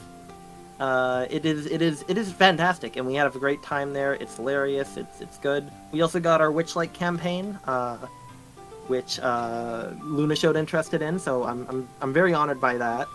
Which we produce in collaboration with members of the Homebrew D&D podcast, which is a more sci-fi bit, but it's a lot of fun. A lot of sort of intrigue. I've changed some stuff in there to be a bit more of an interesting in-game plot. But we're slowly building our way up there. So be sure to check in every Tuesday, because we literally upload like an hour-long episode every Tuesday, and sometimes more than that. But we keep it fun, we get good recaps, and we would love to see you there. Awesome. Well, thank you so much for coming to hang out. It was great. Another person, it was great to actually be able to put a face to the name. So thank you so much for hanging out tonight. If I can say one more thing, Misha has been on this program before. Yes, yep. She is she's an amazing player on there. You've got to check out her characters in both campaigns. So. Yes, yeah. Really enjoyed having Misha on too. Well, thank you again. Beaz! That's me. I'm gonna try and shove everything I have into a very short and very quickly spoken little spiel. Let's see how that goes. Believe in you. Guy. Go. So I'm gonna start. The important thing. Hello, everyone. I am Big Beaz. You can follow me on Twitter at BigBeaz_, where I retweet everything that comes across my eyes. You can also come hang out in my stream at Big_Beaz on Twitch, where I do a variety of I just do random games. I'm a variety streamer. I do a lot of scary games at night because people love to hear me scream. And we're playing through Darksiders, the Darksiders series during the day. Now, to channel Ace Ventura. You can also catch me on RFK on Saturdays when I play a superhero campaign. I will also be doing a Pokemon 2-shot on that channel one of these days. Please message me if you want to play. I'll be doing multiple runs of that, so if you don't get in the first one, you'll definitely get in on another one. I will be on the one-shot channel's Twitch channel doing mid-February, Tuesdays, 9:30 to 11:30 EST with Iron Edda Reforged Bubble Campaign. I will also be on the one-shot podcast, doing a bunch of different games there. I will also be I'm recording some awesome stuff for Skyjacks, so check it out. I'm also doing a couple of other things that are in the works right now, so follow me on Twitter or Twitch and you'll find those out. Love you all. It was great having me. Thank you, Luna. I love your face. There. He didn't pass out. I am impressed. You think that's my first time? No. Oh, I know for a That's a fact high it's time. not, actually. Well, Beaz, again, always a pleasure. It's always so great to have you here. I love your face, and I love when we get to hang out together. So, Hell yeah. Yeah. I'm excited that you've been so busy lately. If you love Luna, she will definitely be playing the Pokemon one-shot. It's true. It's true. I've done a Pokemon one-shot with Beaz once before that we never actually reached the end. Yeah. Sadly, we couldn't because that was he had to pull that because he got legal action against him. Sadly, because Watsy's just thirsty bitches. Yeah, but it was tragic. Yeah. So I decided to make my own system. So there you go. We can get that closure. All right. Well, thank you again. All right. And we will round it out with Anna. Anna, thank you so much for coming on today. Yeah, thank you for having me. It's been a whole lot of fun. I've really enjoyed it. So I'm Anna, aka Archival Dust Bunny most places on the internet, queer and trans advocate, museum worker, and TTRPG streamer. You can find me on Twitter at Archival Dust Bun. I stream a lot of places. The ones I'm going to mention tonight, though, Tuesday night, you can find me on Black Feather Guild, playing our Champions of the Fae game. It's a 5e Feywild campaign using the Champions and Children of the Fae supplemental from the DM's Guild. I play a Selkie sorcerer. We have maybe 2 brain cells we share throughout the entire party of Fae creatures.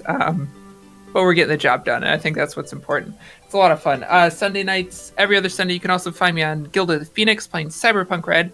I play a med tech who, like every other med tech in Cyberpunk Red, is overworked and desperately trying to keep a party with the Death Wish alive. Coming up, you can also find me playing games on Weave the Tale, TPK Roleplay with the TPK Roleplay Coven, and Slady's ATL for an upcoming charity game next month. And then, of course, you can find me on Response Team Omnicron, a Lancer actual play podcast playing through the No Room for Wallflower campaign setting, following a PR team who unexpectedly finds themselves on the front lines. We center roleplay-focused characters and narrative-first combat, a really unique take on the Lancer mechanics, while still maintaining the Lancer mechanics. We pull a lot of themes from sci-fi and war movie genres, and we've been told that we often sound like a radio play because of our role-playing. So if any of that sounds interesting, definitely check us out. You can find us anywhere you normally get your podcasts, and on Twitter at RTOmnicron. And our website is not quite up yet. And that's all I have. Best place to see where and when I stream is on Twitter, so give me a follow there. All right. Sounds like you have your hands full too, so we'll definitely have to check some of that out. It sounds awesome. And I am Gamer Mom Luna. This has been Tales from the Tavern. We are here just about every Sunday night at 8 p.m. Eastern, talking about TTRPGs and taking our questions from chat. If you missed any of tonight's episode and you would like to go back and see it, or if you just want to go back because something caught your ear and you want to revisit it, the episode will be up on YouTube probably about the middle of this week, and then we will be available in podcast form, Ears Edition as I like to call it, and that will be available next Sunday, unless you listen on Spotify, and then you get video podcasts, so you can check out the video podcast there. And I think that's it. But like Beaz said, I'll be streaming Pokemon 2-shot, 1-shot, I don't know, Pokemon stuff. I want it to be a 1-shot so badly, but I have spoken with various very enlightened and professional individuals that are like, no, this is too much for a 1-shot. It's gonna be a 2-shot. And I was like, but it's gonna be a 2-shot. It's so, true. Yeah. So if you're going to watch it, you got to catch them all. I mean, it writes Perfect. itself. It writes That's itself. great. All right. Well, I hope you all have a wonderful week. We will be back here again next week.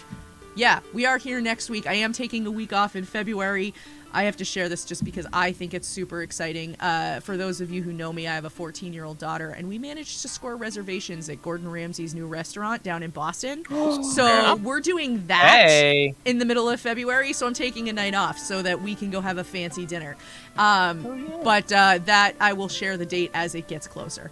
I hope you my all neck of the woods. Yeah, it's fun. only about an hour and a half from me, so. Yeah. That's awesome. Yeah. That'll be really awesome. Yeah, we're really excited. We're big Gordon Ramsay fans. We're like, we don't even care if he's not there. We just want to say we went. So, Right.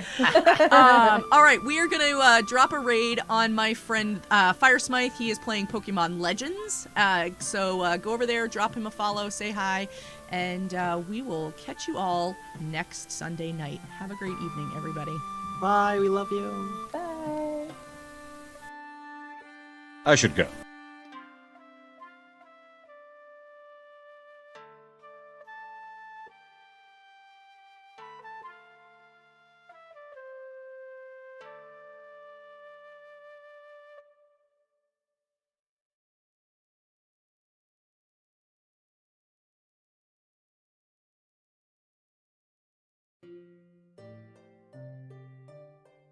Thanks for tuning in for another episode of Tales from the Tavern. You can catch this podcast recorded live every Sunday night at 8 p.m. Eastern, 5 p.m. Pacific at twitch.tv/GamerMomLuna. All of our questions come directly from chat, so we never really know what to expect when we go live. If you ever have a question or would like to add something to the conversation, feel free to reach out on Twitter at GamerMomLuna and use the hashtag TFTT. You may just get to hear it answered. Thanks so much.